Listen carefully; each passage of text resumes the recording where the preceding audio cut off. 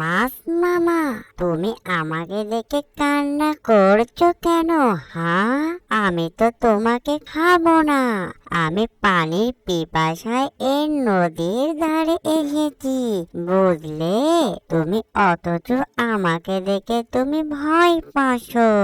তুমি আমাকে দেখে ভয় পেও না, আমি তোমার কোনো ক্ষতি করব না। আরে, এই নদীর পানিগুলো কি সুন্দর চকচকে আর ঝকঝকে! কি সুন্দর পানির ঢেউগুলো দলাদলি করে, অনেকটাই ভালো লাগছে। চারিদিকে সবুজ শ্যামল ঘাসে ভরা, পানিগুলো দেখতেই অনেকটা ভালো লাগছে। পানিতে তেমন ভাবে কোনো মাছ দেখা যায় না। কি ব্যাপার, বললাম না তো, মাছ দেখা যায় না কেন?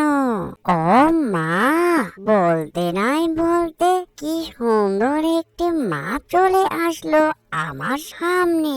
মনে হয় মাছটির অনেক সাহস, আমাকে দেখে সে ভয় পায় না।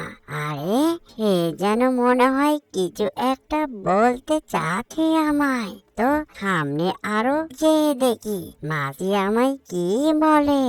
ও ও ও ও, এই যে লাল পাখি, আমাকে তুমি খেও না। আমি এই নদীতে নতুন, আমি তেমন ভাবে কোনো কিছু চিনি না। আমি পানির স্রোতে ওই নদীতে চলে এসেছি ভেসে। আমি আমার বাবা মায়ের কাছে যেতে পারছি না। লাল পাখি, আমাকে তুমি খেও না। আরে আরে আরে, এই যে মাছ মামা, তুমি আমাকে দেখে কান্না করছো কেন? হ্যাঁ, আমি তো তোমাকে খাবো না। আমি পানির পিপাসায় এই নদীর ধারে এসেছি, বুঝলে? তুমি অথচ আমাকে দেখে তুমি ভয় পাচ্ছো। তুমি আমাকে দেখে ভয় পেও না, আমি তোমার কোনো ক্ষতি করব না।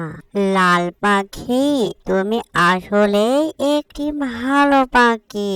তোমার জায়গায় যদি অন্য পাখি থাকতো, তাহলে আমাকে সে খেয়ে ফেলতো।